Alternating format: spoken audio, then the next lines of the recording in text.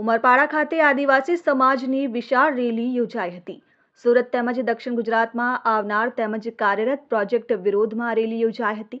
સંભવિત અસરગ્રસ્ત મોટી સંખ્યામાં વિરોધ રેલીમાં જોડાયા હતા। સ્ટેચ્યુ ઓફ યુનિટીથી સાપુતારા કોરિડોર, ઉકાઈ સોલાર પ્રોજેક્ટનું અભયારણ્ય થયું હતું, ત્યારે પાર નર્મદા તાપી લિંક જેવા પ્રોજેક્ટ તેમજ ગુજરાત જીપીએસસીના ઇન્ટરવ્યુમાં થયેલ વિસંગતતાના મુદ્દે પણ વિરોધ કરાયો હતો। ઉમરપાડા બસ સ્ટેશનથી ઉમરપાડા મામલતદાર કચેરી સુધી રેલી યોજાઈ હતી। પ્રોજેક્ટને રદ કરવા તેમજ બંધારણ શેડ્યુલ 5/6ની અમલવારી માંગ કરાઈ હતી। મોટી સંખ્યામાં સુરત જિલ્લા સહિત આસપાસના લોકો વિરોધ રેલીમાં જોડાયા હતા। આદિવાસી અધિકારી બચાવના સૂત્ર હેઠળ રેલી યોજાઈ હતી। ધારાસભ્ય ચૈતર વસાવા, કોંગ્રેસ જિલ્લા પ્રમુખ આનંદ ચૌધરી સહિત આદિવાસી સમાજના આગેવાનો પણ જોડાયા હતા। ઉમરપાડા મામલતદાર કચેરી ખાતે ધરણા પર તેઓ બેઠા હતા। ઉમરપાડા ખાતે આદિવાસી અધિકાર રેલી અમે યોજી છે અને અમે રજૂઆત કરવા માટે મામલતદાર કચેરી ઉમરપાડા ખાતે આવ્યા છે। ત્યારે અમે અગાઉ પણ એમણે કીધું હતું કે પ્રશ્ન જંગલ ખાતાનો છે, તો જંગલ ખાતાના આ રેન્જના આરએફઓ અહીંયા હાજર રાખજો, પીઆઈને હાજર રાખજો અને મામલતદાર પોતે રહેજો। છતાં આરએફઓ ગેરહાજર છે, પોતે બાના કાઢીને જતા રહ્યા છે। ત્યારે અમે અહીં ધરણા પર બેઠા છે। જ્યાં સુધી આરએફઓ એમના સબ ડીએફઓ કાં તો ડીસીએફ કક્ષાના અધિકારી અહીંયા નહીં આવે, અમારી રજૂઆત નહીં સાંભળે, ત્યાં સુધી અમે અહીંયાથી ઉઠવાના નથી। ભલે અમને રાતવાસો કરવો પડે તો અમે રાતવાસો કરીશું।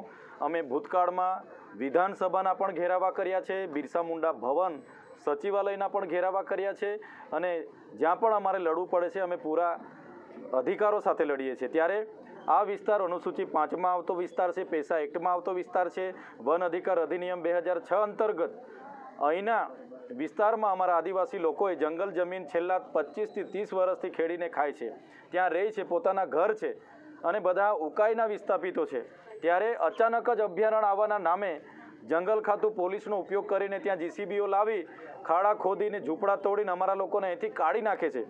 અભયારણ્ય બનાવીને ખાનગી ક્ષેત્રને આપવાની એમની જે યોજના છે, જેનો અમે સખત વિરોધ કરીએ છીએ। આ વિસ્તારમાં ભૂતકાળમાં ડેમોના નામે, કોરિડોરના નામે, હાઈવેના નામે અને સ્ટેચ્યુ ઓફના નામે, જીએમડીસી જીઆઈડીસીના નામે તમામ વખતે આદિવાસીઓને આ જ પ્રકારે અહીંથી કાઢી દેવામાં આવ્યા છે। ત્યારે વિકાસના નામે જે પ્રકારે આદિવાસીનો વિનાશ થાય છે, અમે કોઈ પણ ભોગે હવે ચલાવી લેવાના નથી। અત્યારે પણ અમે બાબા સાહેબે આપેલા સંવિધાન થકી જ અમે વાત કરીએ છીએ, આમાં અધિકારોની જ વાત કરીએ છીએ।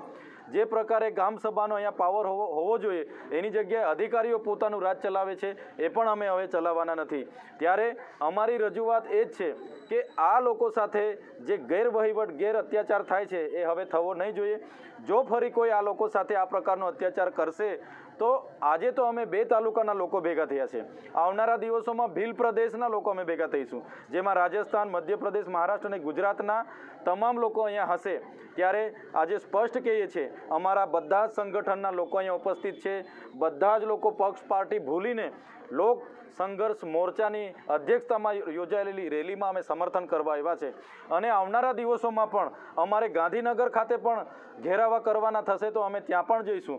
સુરત કલેક્ટરે ઘેરાવો કરવાનો થશે તો ત્યાં પણ જઈશું।